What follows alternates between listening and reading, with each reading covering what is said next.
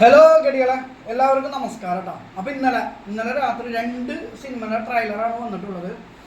ഒന്ന് ടൊവിനോ തോമസ് നായകനാവുന്ന നരിവേട്ട, 2 സർക്കിറ്റ്, ആസിഫ് അലിയുടെ സർക്കിറ്റ്. അപ്പോൾ ഈ 2 ട്രെയിലറെ വീഡിയോ ആണ് നമ്മൾ ഇന്ന് ചെയ്യാൻ പോകുന്നത്. അപ്പോൾ ആദ്യം വന്ന മൂവിയുടെ ട്രെയിലറാണ് ആദ്യം നമുക്ക് നോക്കാം എന്താണെന്നുള്ളത് കേട്ടോ. അപ്പോൾ ആദ്യം നമ്മൾ നോക്കാൻ പോകുന്നത് ആദ്യം വന്ന ട്രെയിലറാണ്. ആസിഫ് അലിയിലാണ് ആദ്യം വന്നിട്ടുള്ളത്. അത് ആദ്യം കണ്ടിട്ട് വരാം കേട്ടോ.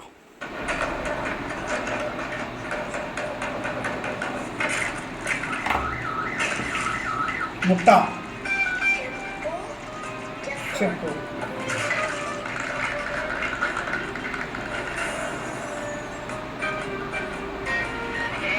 ഗൾഫാണല്ലോ.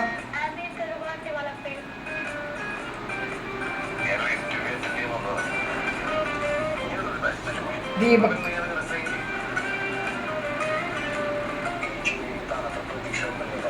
വിദേശത്താണ് കേട്ടോ, ഗൾഫിലാണ് ആസിഫ് അലി നായകൻ.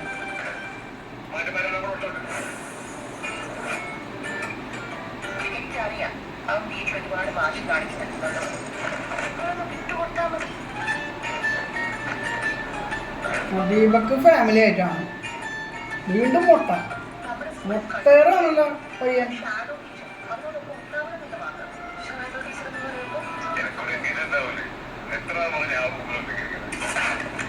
അവൻ്റെ നിഴൽ പോലെ.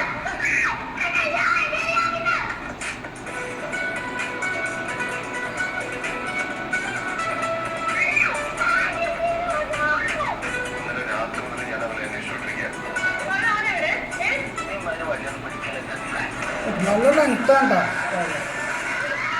ഏകദേശം 2 മിനിറ്റ് 20 സെക്കൻഡ് ഉണ്ട്. ആസിഫ് അലിയുടെ ഒരു മാറ്റം അതെടുത്ത് പറയണ്ട. ആസിഫ് അലി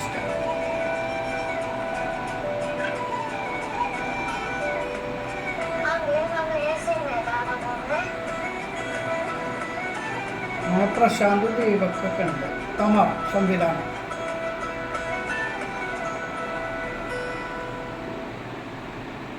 എനിക്ക് ഇതിൽ നിന്ന് മനസ്സിലായത്, ജോലി അന്വേഷിച്ച് ഗൾഫിൽ ചെല്ലുന്നു ആസിഫ് അലി. UAE ആയിരിക്കും.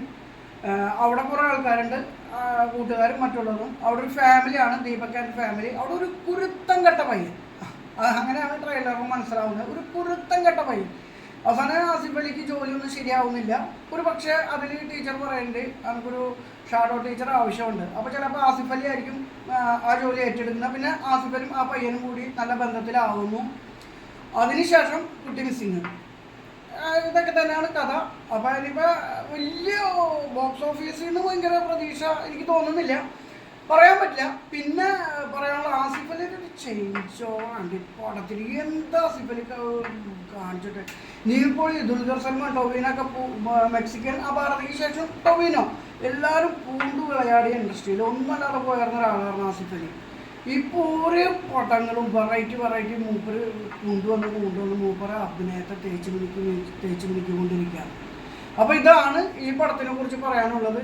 ഇനി അടുത്ത പടം വരുന്നുണ്ട്, നരിവേട്ടൈ. നമ്മളെ ടൊവിനോ തോമസ്, ചേരൻ, സുരാജ് വഞ്ഞാറമ്മൂട്. അപ്പോൾ അടുത്ത അതിൻ്റെ ട്രെയിലർ ഒന്ന് കാണാം.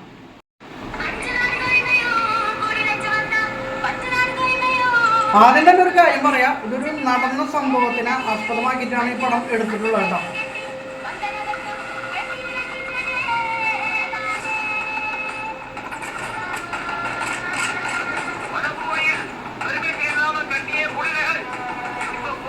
കെട്ടിയ കുടിലുകൾ. അപ്പോൾ അത് മുത്തങ്ങ തന്നെയാണ്. ഞാൻ എനിക്കാണ് ഡീപ്പായിട്ട് ഇറങ്ങി ചെന്നിട്ടില്ല. അപ്പം മുത്തങ്ങയുടെ സംഭവം തന്നെ ആയിരിക്കും. ടൊവിനോ യാ മോനെ.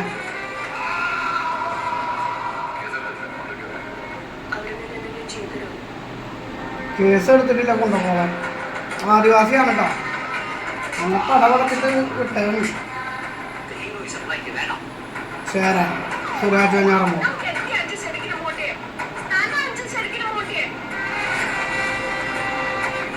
ജാനുണ്ട്, ജാനുവിന്റെ കഥാപാത്രമാണ്. മുത്തങ്ങ തന്നെ.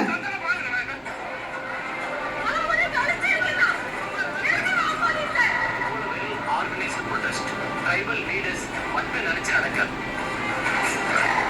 Intelligence report have stated that the strike is supported by the Maoist groups.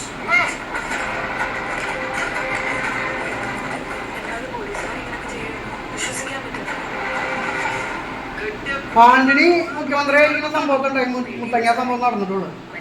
5 പേര് മരണപ്പെട്ടിട്ടുണ്ട്, പോലീസുകാർ മരണപ്പെട്ടിട്ടുണ്ട്. അതിനുശേഷം വെടിവെപ്പ് നടന്നു. ശേരൻ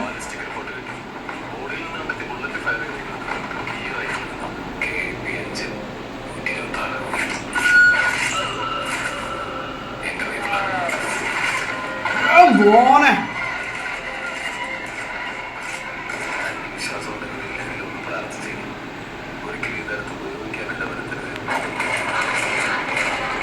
വിശ്വാസം ഉണ്ടെങ്കിലും പ്രാർത്ഥിച്ചോളാം. തോക്ക് കൊടുത്തപ്പോൾ ഉപയോഗിക്കാൻ ഇടവരുത്തരുത്. സുരാജ് വെഞ്ഞാറമ്മോട് ടോവിനോട് പറയുന്നു.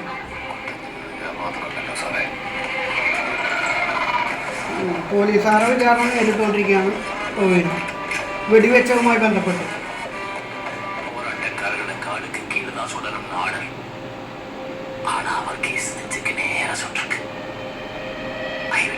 കാലിന് താഴെ വെടിവെക്കണം ഓർഡർ, പക്ഷെ ഇപ്പം നെഞ്ചിന് താഴെ വെടിവെച്ചു. ഡയറക്ടർ അനുരാജ് മനോഹർ ആണ് നരിവേട്ട ചെയ്തിട്ടുള്ള കേട്ടോ. ഗംഭീരമായിട്ട് ചെയ്തു വെച്ചിട്ടുണ്ട്. ഇപ്പൊ കുറേ പടങ്ങൾ ഈ രീതിയിൽ ഇറങ്ങുന്നുണ്ട്, എല്ലാം ഹിറ്റാണ്. നായാട്ട്, അതേമാതിരി തന്നെ ഇപ്പൊ ലാസ്റ്റ് ഇറങ്ങിയ ഓഫീസർ ഒക്കെ വേറെ വേറെ രീതിയിലാണെങ്കിൽ പോലും ഇങ്ങനെയുള്ള കഥയ്ക്ക് ഇപ്പൊ മലയാളത്തിൽ പ്രാധാന്യമുണ്ട്. അപ്പോൾ ഇത് എത്രത്തോളം നടന്ന സംഭവത്തിനെ ആസ്പദമാക്കിയാണ് എടുത്തിട്ടുള്ളത് എന്നുള്ളത് നമുക്ക് കണ്ടറിയണം. കാരണം ഇതിൽ പോലീസുകാരൻ്റെ തോക്കിന്ന് വെടിവെച്ചാൽ മാറ്റി ആ പോലീസുകാരെ വിചാരണ നേരിടേണ്ടി വരുന്നതാണ്. ക്രൂരമായ വിചാരണയാണ് ആ പോലീസുകാരൻ നേരിട്ടുകൊണ്ടിരിക്കുന്നതെന്ന് ട്രെയിലറിൽ നിന്ന് മനസ്സിലാവുന്നത്. അപ്പോൾ ഇതാണ് ഇതിൻ്റെ വിശേഷം. അപ്പോൾ ബാക്കിയൊക്കെ നമുക്ക് പടം കണ്ടിട്ട് വിലയിരുത്താം. പടം എന്തായാലും കയറിക്കൊളുത്തും എന്നുള്ള യാതൊരു സംശയവും വേണ്ട. ബോക്സ് ഓഫീസിൽ ഒരു 50 കോടി അടിക്കാൻ 100% ഉറപ്പാണ്. അപ്പോൾ ഇന്ന് രാത്രി ആണ് ഞാൻ തുടരും മൂവിക്ക് ടിക്കറ്റ് എടുത്തിട്ടുള്ളത് കേട്ടോ. അപ്പോൾ ഇന്ന് അതിൻ്റെ റിവ്യൂ ആയിട്ട് വരാം. അപ്പോൾ അതുവരയ്ക്കും ബായ്.